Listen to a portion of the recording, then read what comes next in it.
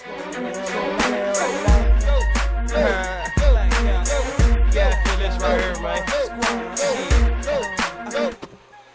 Errol Spence takes second L to Terence Crawford in the rematch, should he retire? What's good, everybody? It's your boy, Cardinal Red Sports. Let's talk about it. Alright, y'all. So, we all know Errol Spence got some ham beat out of his hocks a little over a month ago, and now everyone's talking about the rematch, whether it will happen, whether Spence should retire. The Spence have head problems. All of this is being discussed, and I wanted to talk about if he takes an L in the second fight, should he retire? And I also wanted to give my 400 nickels on the recap of the first fight for anybody listening. If I'm a clean fighter, why would I want to be next to Victor Conte with a history like his? Everything points to Terence Crawford doing some dirty things behind the scenes. Yeah, I feel like he cheated, bro. Alright, y'all. So, a lot to be said about the first fight and the rematch. Let me start with the first fight, because there's a lot of talk going around about steroids and whether Terence Crawford is snacking or not snacking. You know, here's the thing that I observed about the first fight, and it has to do with the steroid talk and Terence Crawford kind of bullying Errol Spence around the ring. Oh, you pushed me? Oh, you pushing me now? Huh?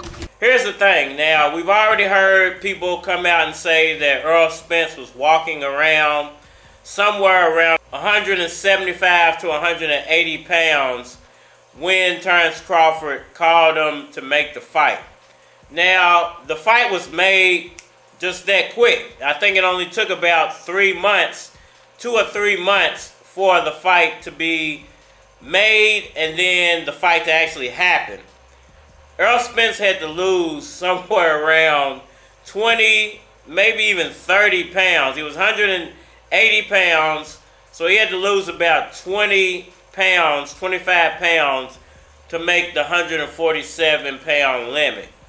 Everybody knows when you drop weight that quick, your body's going to have a reaction. Anybody who knows fitness knows this already. Your body will have a reaction.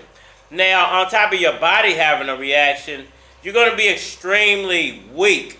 And that would explain why Terence Crawford was able to knock Errol Spence down with a jab. You've seen Terence Crawford knock someone down with a jab? 2-1. That wasn't a jab. That was a 2-1, and he leaned into it. What is a 2-1 in boxing? It's a jab, but it was two punches. Now everybody's been talking about Terence Crawford's on steroids or juicing, snacking, because he was able to knock Spence down with that jab early on in the fight, and he scored a knockdown basically off a hook jab. And it wasn't the hook that actually knocked him down, it was the jab that he threw after the hook that actually knocked him down. And it wasn't even a power jab, it was just a flick out there jab, and it hit Errol Spence. Errol Spence went down.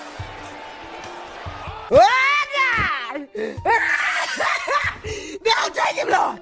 Don't take him, Lord! Now, here's the thing about that. That doesn't signify to me that Terence Crawford was that much stronger than Errol Spence, because we've all seen Manny Pacquiao do extraordinary things with punches from odd angles. Now, what that tells me is that Terence Crawford might have thrown the punch from an odd angle, it caught Spence, or Errol Spence was extremely weak from having to lose like 20-something pounds, almost 30 pounds in less than 3 months. You know, it was just too suspicious, man. And then crazy thing is, when Victor Conte wrote Errol Spence saying what he said, like, come on, bro. He made a tweet saying that it wasn't vital testing for the fight. And if you think about it, that's always how cheaters move. They always try to point the finger at somebody else. Now, I feel like nobody's addressing the fact that Errol Spence himself said before the fight he can't make the weight.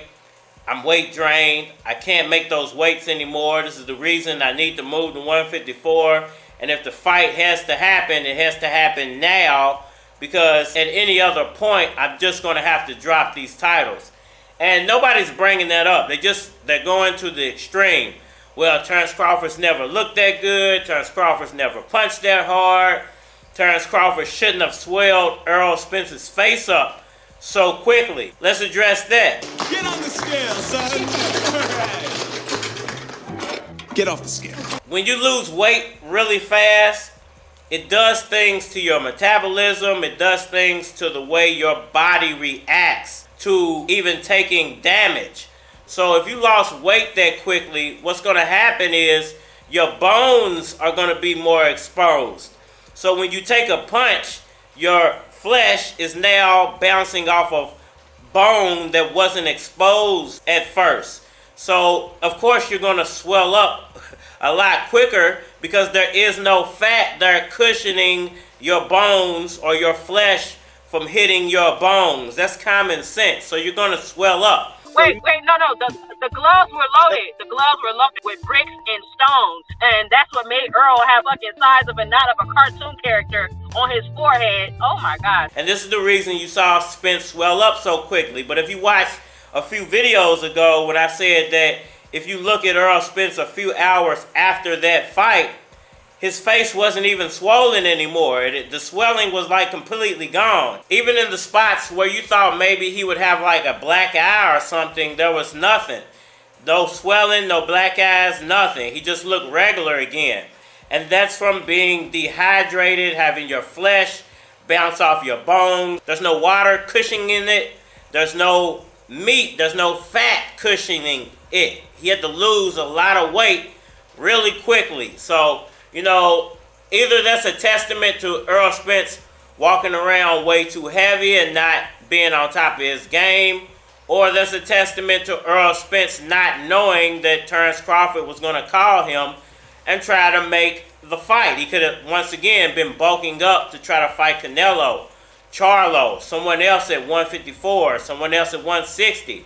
He might have been getting ready to drop the titles completely and wasn't even thinking about Terence Crawford when Terence Crawford called him. So, you know, I think that people have to stop going to the extreme on both ends. Look, I ain't no deadbeat. I got a good job. You can't go to the extreme and get mad at Errol Spence because he was weight drained, and he obviously was. You can't go to the extreme and be mad at Terence Crawford saying he's on steroids just because Errol Spence lost the fight. None of that makes sense. And in the rematch, you know, I don't even think he should retire if he takes a second L to Terence Crawford. You know, he might still be able to dominate other fighters. Same thing with Manny Pacquiao. He might have taken a loss to Marquez in the worst way possible, but he came back and he beat a whole lot of great fighters after that. He might have taken a loss to Floyd Mayweather, but he was able to come back and beat some great fighters after that. He might have taken a bad loss to Jeff Horn, which wasn't a loss at all, you know, but, you know, some people say he got bullied, some people say he won the fight. A lot of people think, like, now it's crazy. Nah, when it was slavery, it was crazy. But he came back and he beat Jesse Vargas. He came back, he beat Lucas Matisse. He came back, he beat Adrian Broner. He came back, he beat Keith Thurman. He came back, he lost a close one to Eugenius Ugas. So, no, I don't think he should necessarily retire, even if he takes another beating. You know, it just depends on what Errol Spence feels like and what Errol Spence wants to do with the rest of his career. I don't want to change, man. I like who I am. Maybe you think you're changing, but you can't change what you really are. And you can forget all this money and stuff you got all around you, man, because it don't change a thing. You and me, we don't even have a choice. See, we're born with a killer instinct that you can't just turn off and on like some radio. We have to be right in the middle of the action because we're the warriors. And without some challenge, without some damn war to fight, then the warrior may as well be dead. I'm asking you, as a friend, stand by my side this one last time. Y'all let me know what y'all think about all that down in the comment section below. That like button, fun mad. Sure. Subscribe. Holler at me on all social media platforms, Facebook, Instagram, YouTube, Twitter. But you're more than likely to get a response on the tube, so holler at me over there. If you want to collab or feature a product or your channel on my channel, feel free to hit my Gmail because it is a flock of cards at gmail.com. And we are mad. I drop CDs on the girly. The chicks get live whenever they heard me. Some niggas I hate, some niggas I cheer me. I just wanna make sure you hear me clearly. That way I know you consider me one of the best rappers sincerely. Niggas wanna stunt like they don't fear me. On the microphone wishing that they could serve me. Trying to get in the way of my journey. That's how you end up on the gurney. It ain't about the money, then it don't concern me. I stay on the grind, nigga, I stay earning. I got a bottle full of Remy, plus I got a 50 Henny. The vodka got me in it, but tonight I got a limit. Right now we juicing gin and ain't no spending on no women. But I pass you a bottle if you tell me I can hit it. Pass the bottle, pass the bottle, pass the bottle, pass the bottle, pass the bottle, pass the bottle. I see a model, I'm about to holler. I stay smoking, choking, drinking, y'all stay moping, broken, hating. I stay smoking, choking, drinking, y'all stay moping, broken, hating. Now niggas say they seen it all, but they ain't seen death. It seems you want the ball, but you're more like referees. Broke niggas and your jerks especially. Think twice before you step to me. Yes, it's me, Professor Key. School niggas on how to get the cheese. Better yet, it's me, call him Chef the Key. If you're trying to eat, got a recipe. I keep it real till I'm buried. You on that fake shit, nigga, don't come near me. I got the monster squad, so I ain't worried. You on that bullshit, get took out early. What's up? I got a bottle full of Remy, plus I got a 50 Henny. The vodka got me in it, but tonight I got a limit. Right now we juicing gin and ain't no spending on no women. But I pass you a bottle if you tell me I can hit.